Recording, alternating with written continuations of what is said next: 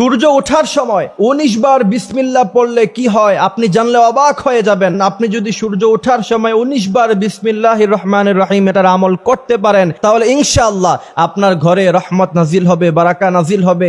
ইনশাআল্লাহ আপনি দিন দিন ধনী হবেন এবং আল্লাহ পাক আপনার উপরে খুশি হয়ে যাবে।